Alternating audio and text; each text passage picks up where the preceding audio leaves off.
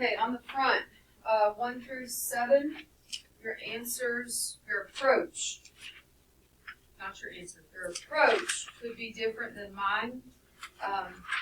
Perfect example, number 4, I know 2 people that went a different route. It took them longer, but they came down to the same simplified answer that I have on here. Does anyone have any questions on 1 or 2? Try not to overwhelm myself with a bunch of hands, so I'm just going by like 2 at a time. 1 or 2?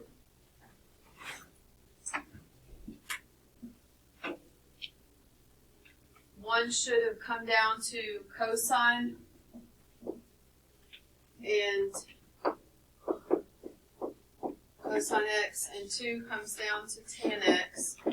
I told y'all on Thursday that on 1 through 7, none of them stay a fraction. Like, they all come to terms with no fractions. Any questions on 3 or 4? 3 comes to tan x, sine x, or you can switch that. And then 4 comes to tan x. 4 is the one that I saw someone last week, I saw 2 people last week, take 4 in a totally different direction, and it worked. It just was really like an extra 3 steps. The direction that I went was I noticed that 1 plus tan squared of x is actually secant squared of x, and I replaced it there, which allowed me to cancel one of the secants. So that's why mine is so much shorter. Any questions on 5 or 6? 6.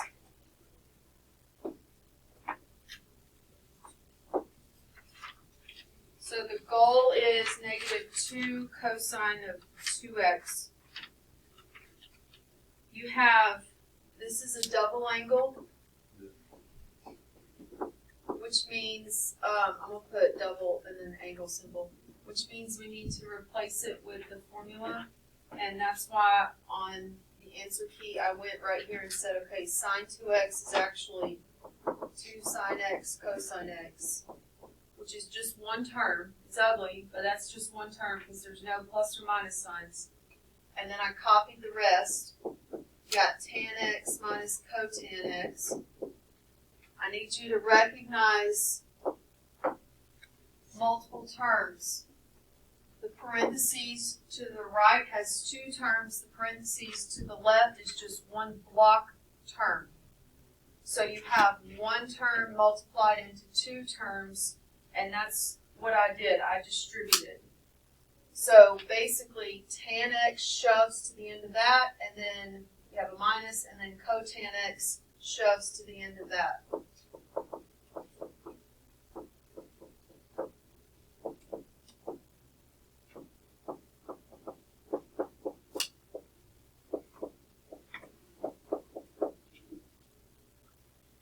Don't let the x's throw you off. This is 2 sine, cosine, tan. This is 2 sine, cosine. I didn't highlight the x.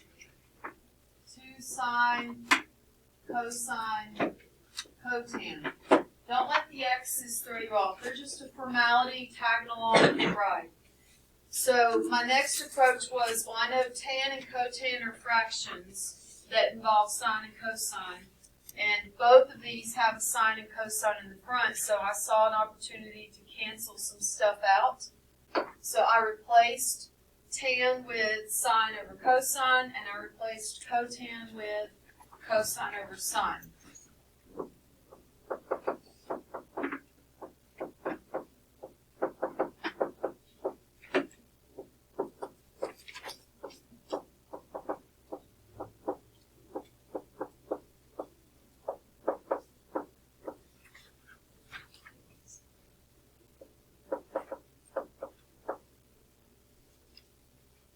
So that allowed me to cancel cosine here and sine x here, which leaves me with, and then I went ahead and cleaned it up.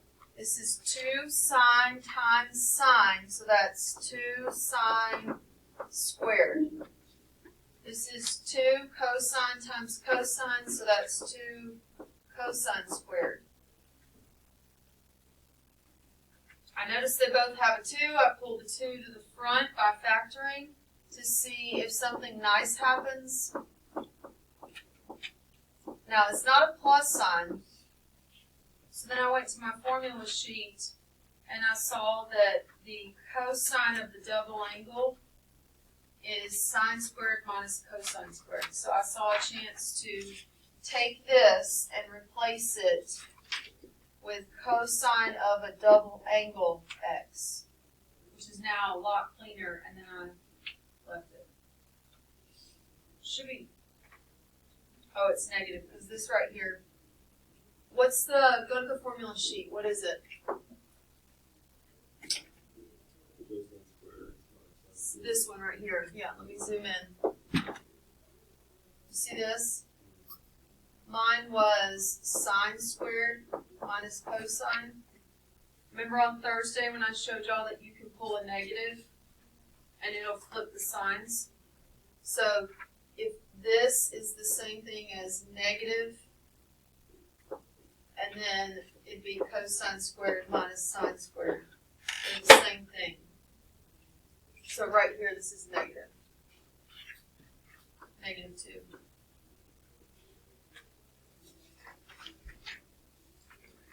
When you're doing this, you would look at it and you would say, okay, sine squared, you would say right here, sine squared minus cosine squared looks really familiar. You would go to your formula sheet, you would find that double angle formula right here. You would recognize that the signs don't match, there's a problem, so you would fix it by pulling a negative to the front. If I pulled a negative to the front of this, right here, this one, it'd be negative, and then that cosine would become negative, and that sine would become positive, which is exactly what I had on my paper. I had positive sine squared, negative cosine squared. So that's what allows me to factor that out. Let me add some extra lines right here so you can see where it comes from. All right, I wrote it. This, I'll change colors and write next to it in green, is the same thing. I'm going to put just an equal sign or an arrow to say, hey, that's the same thing as negative 2 cosine squared plus 2 sine squared. See, all I did there was cut game. I took these two and I just switched them. But it's not an equation, so you can't do it like I took this and I moved it to the front, which is what gives me the green, right? You with me?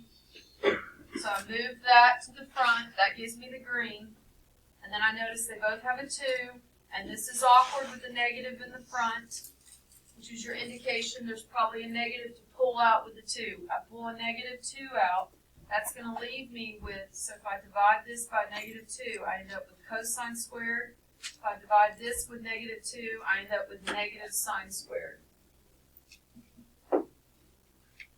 So right here I end up with cosine squared minus sine squared.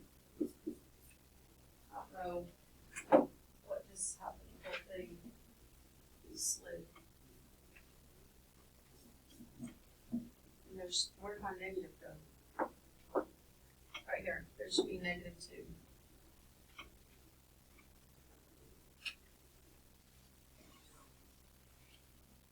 Questions on number 7?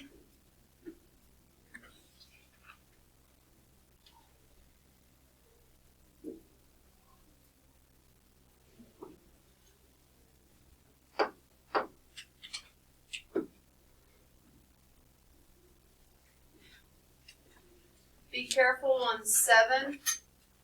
When you do number 7, You are multiplying those out. This is a binomial times, or itself squared, and this is a binomial times itself squared. So be careful there. If it helps you, write it as regular y's and x's so you don't mess up. Remember that when you square this, it is not y squared plus x squared. There's a whole middle term in there. You have to write it out. It's y minus x times y minus x. And then there's a big old plus sign in the middle right here. Then it's y plus x times y plus x. So then it's that first outer inner last.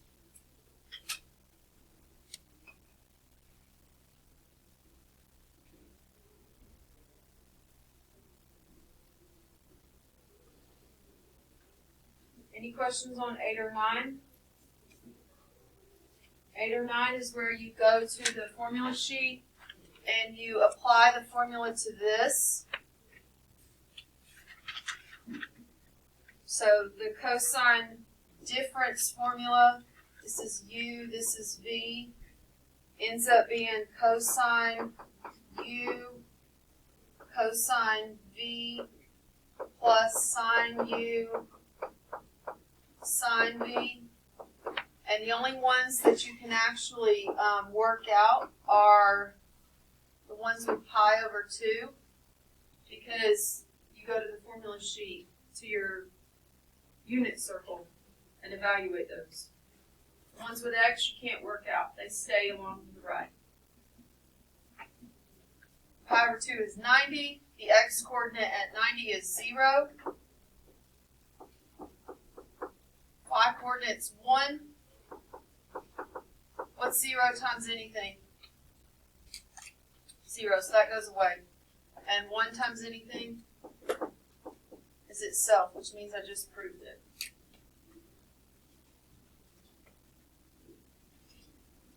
Number 9 is the same concept, but you have to start it out by writing the reciprocal function for cosecant. As instead of dealing with cosecant of this mess, you would write 1 over sine of that mess, and then you would go in and apply the formula for the sine difference from your formula sheet. And then repeat. Find the unit circle, find your x and y's from the unit circle.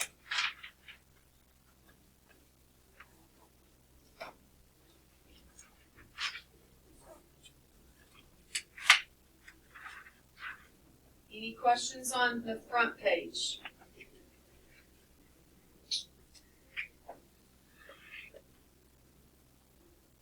Okay, on the second page, number 10. Number 10 is asking you to write sine of 3x in terms of function values. This is that one example we did in 7.2, maybe, or 7.1. But we had one in our notes, and I said this is on the test. There's one of these on the test. It's where you're taking a triple angle and you're breaking it up into a double angle and single angle, or if it was to the 5th power, or 6th power, you would break it into a 3 angle and 3 angle. So it just depends on what it says. This says 3x. I think the one we practiced in our notes was 3x. So I can't evaluate 3x. There's no formula for that. But I can take 3x and I can rewrite it as 2x plus x. Then I can apply the sine sum formula. So you go to your formula sheet, you find the sine of adding two values together, right? And you apply it. So I would apply sine u cosine u plus cosine u sine v to this. So this is my u and this is my v.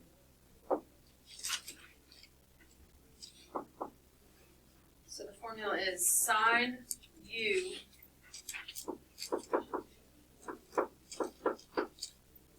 cosine b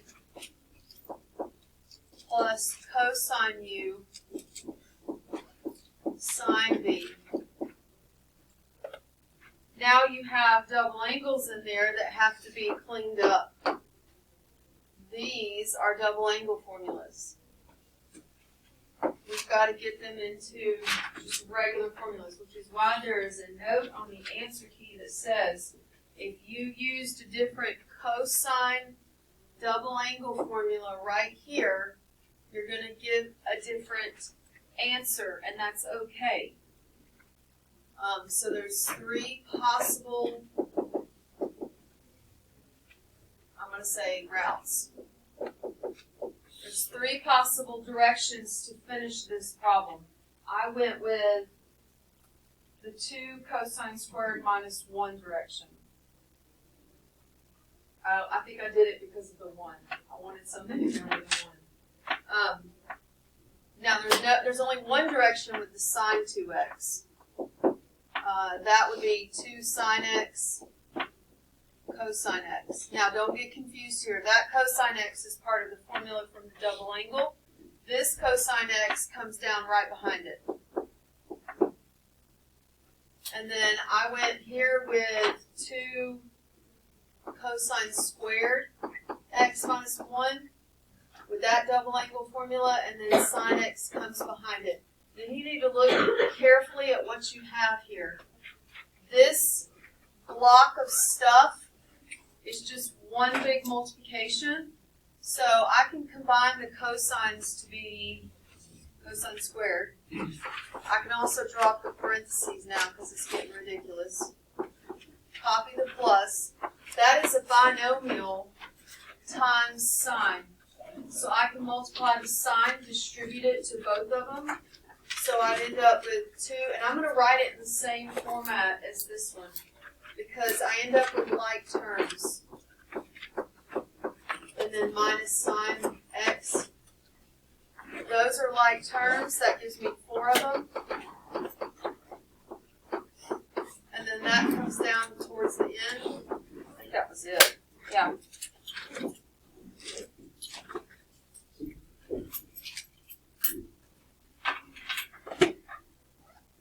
Tomorrow we'll pick up on 11 and we'll take questions. We need to have this done. How do you know what? So for cosine 2x, different formulas you can use. How would you know to use that? You don't. I'm going to have on my answer key when I'm grading y'all's tests, I need you to make it clear which one you use. And then I'll check. I've got all 3 possible routes on my answer key. Yeah.